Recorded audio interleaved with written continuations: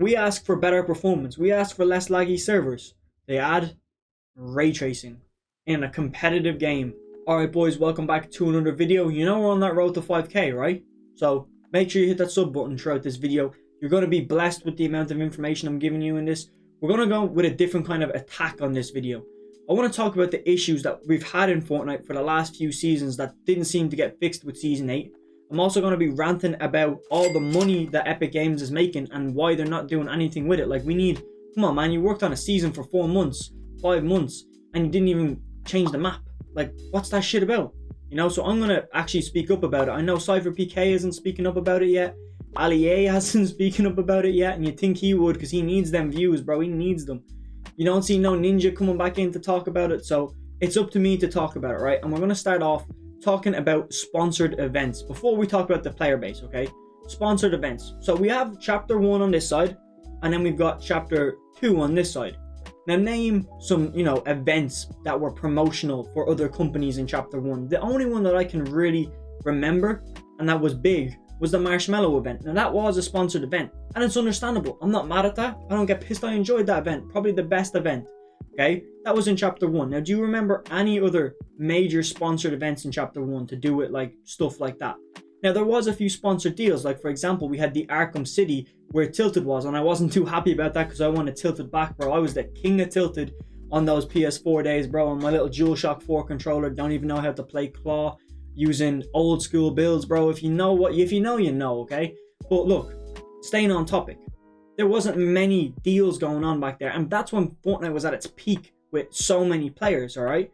And they were still able to host one of the biggest gaming tournaments in the world, giving out 5 million, I think it was, wasn't it? I don't think I'm wrong, but rough numbers, it was about 5 million to Bugger for winning it. I don't know if that was the whole prize pool. I'm really not sure. Don't attack me if I'm wrong, but we know it was a shit ton of money that funded that event, okay? Now that was just the earnings was 5 million, I believe, or roughly.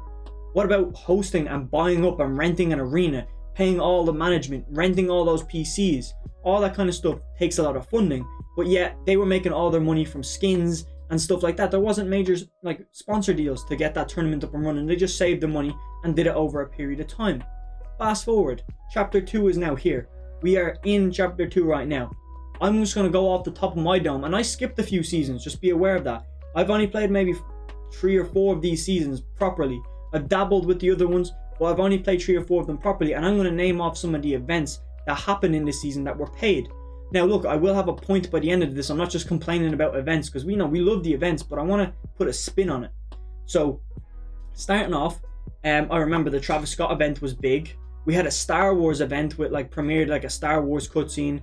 The other week, we had the Ariana Grande concert. We had the whole theme of a Marvel season for one of the seasons. I'm not sure, I think it was Chapter 2, Season 5. Imagine how much money Marvel would be paying Epic Games to have a whole season, a whole 2 months, basically promoting Marvel and throwing it out there. It's a big deal. Not to mention that they started doing promotion tournaments. Now, I'm not talking about the Icon series, where you have the Bugger tournaments and stuff like that. That's really nice. That's genuinely good stuff. I like that.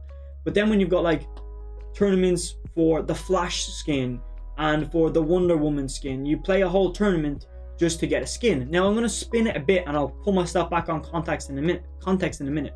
Remember, Donald Mustard removed Clix's creator code because he wanted to keep doing wagers, and Donald Mustard banned wagers. Now why do you think that was? Because when Epic Games is doing tournaments that you can play for 3 hours straight but only win a skin, and at that only a very few people can win that skin, and let alone that skin is going to be in the item shop the next week.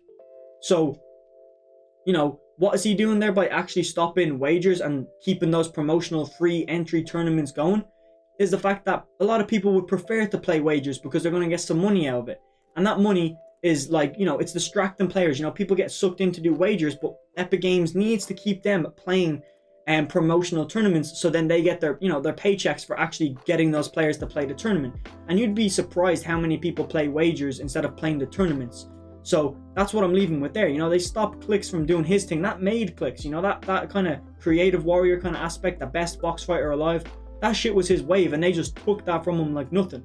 I don't know Clix, I don't vibe with Clix, I don't really like his content, but I know he's a really savage player, and he's an absolute machine when it comes to mechanics. And he's a very smart player in recent seasons, if I do add that. Chapter 2, Season 6, it was themed, a sponsored theme season, because we had stuff like the Terminator, we had the Lara Croft skin, we'd stuff like that, okay? Rick Sanchez again with last season, and Superman. So now you see, like, you have a lot of Marvel and DC kind of controversy colliding, because when Marvel buy a whole season slot, what do DC have to do? They don't have the money to buy a whole season, we know that, but they're able to fund it. And you can see with this season, literally they have the Venom thing at the tier 100, and I want to actually spin it again, bro. I want to hit you with another one, okay? Do you not think that the Venom 2 movie is coming out this year, and that they've lined up all these sponsorship deals in advance? It's very evident, even though we've got less players playing Fortnite right now than we did in Chapter 1, they're still making a shit ton more money from the likes of these sponsored events. And just to add again, when you look in the item shop versus like now versus back then, there's like fucking 16 levels to that shit. There's like 50 plus items in the item shop any given day. But back then, you'd have like 10, 12 max. And then maybe a bit more when there was an event going on or something like that. Literally, the whole Marvel universe was in the item shop the other day. And that's crazy to me. Like, obviously, they need to make money. But here's my question.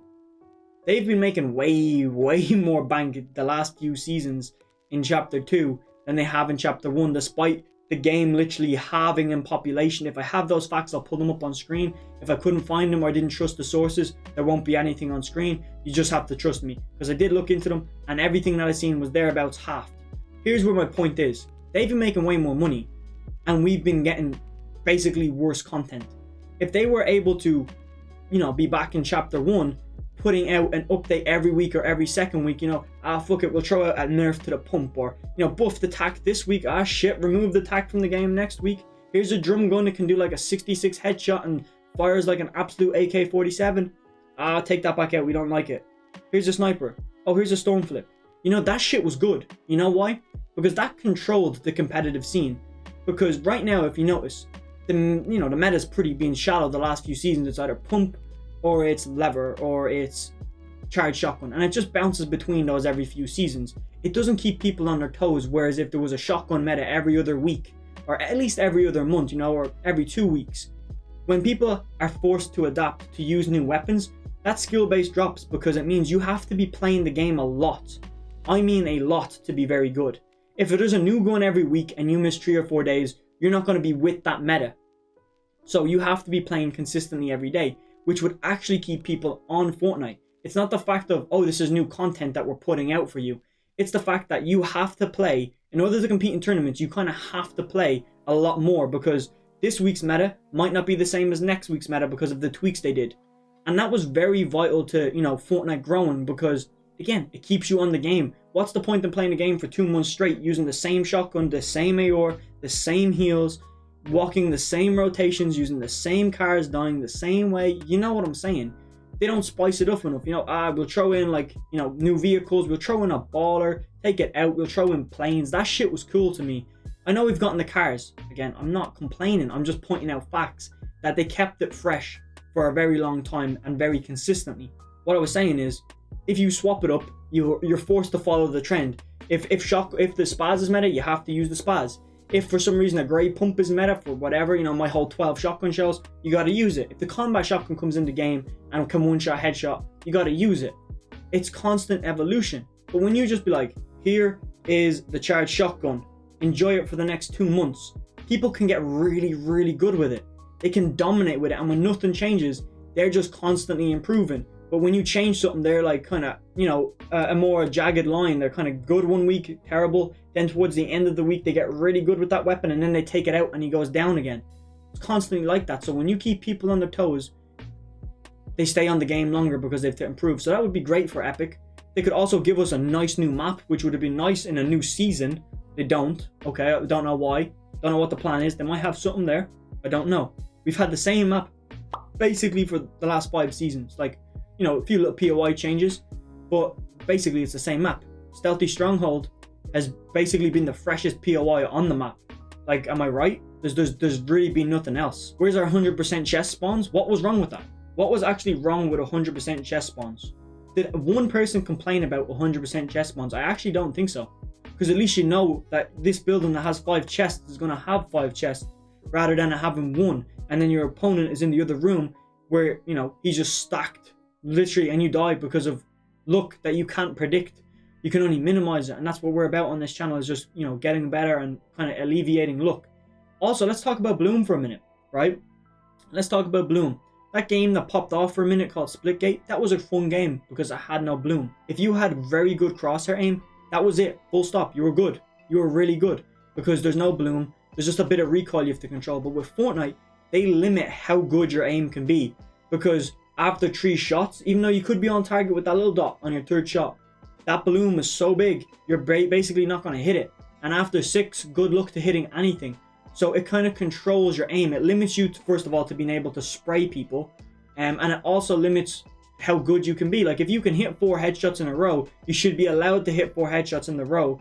And if the other guy is complaining about being shot 4 times in the head in a row, he needs to just get better at the game or get his own aim better. And that, again, forces him to play better or quit and leave the game because he doesn't like it. They're changing everything, again, censoring the game, making it so people don't get offended. Because if people get offended, they rage quit off and they lose a player. But why is there like 14 players left after first zone and solos? Like, can we not have like a reboot system where if you get a kill or if you go on like a 5 kill streak and pick up 5 kills, you can come back into the game? Something like that rewards you for being aggressive, because you're going to be aggressive anyway just to get W keys, get the practice in. So at least if you key people and then you die, you can come back in the game, or just a requirement. Do a challenge that gives you a nice little reboot or something like that. If you accomplish a bounty, you can be brought back to life, because then it's going to force a lot more people into engagements, into fights, which is going to happen anyway. You get me? Everyone is just playing arena after they get champs is to get better and just to key. We ask for better performance. We ask for less laggy servers. They add ray tracing in a competitive game. I don't think anybody uses ray tracing. I'm pretty sure nobody does. What's that shit about? Come on, give us some more frames. Give us some more juice. The game is actually optimized. I like the way it's optimized right now. I have to say, the first season, the first day of the season, when you went into one of those big dome things, bro, and come out, you've got 900 ping. I don't even know how you make that. I feel like it's harder to make that wrong than make it right. Now, again, it's a mistake. It wasn't intentional. I'm not offended. I'm just pointing out things that they need to work on. Surely they could have tested those big domes before the season was released, and then they would have known, oh, we get 900 ping when we walk in there. Also, we said, yeah, fix server response times. Make it less laggy. Make it so it's not ping dependent. They added a Ferrari sponsor. We wanted balanced weapons. They added a railgun. But now the railgun is all of a sudden in competitive. It's a lot rarer, but it's still in competitive. And you can still get it out of those, those big crates. One last thing before I end this video, and it's the most important thing in this video. I'm 17 years old and I'm still in school. And I'm borderline out here outsmarting Epic Games at their own game. And I don't understand why they can't do some of the things I'm telling them to do in this video. Or at least put a tweet up explaining why they can't do some of the things we're asking them to do. If they put patch notes out, I wouldn't need to make a video like this, because maybe we would understand why there was no map changes or what their plan was. So look, I'm going to leave it there, and I'm going to ask you to do one more thing for me, and just hit that like button and hit the subscribe button, because I have literally spent 9 hours finding all the information, putting this video together and editing it, so that helps me a lot. And I will see you in the next one. Click this video on screen right now if you actually want to get better at Fortnite, because I am a Fortnite coach and I will help you out. Now I'm gone.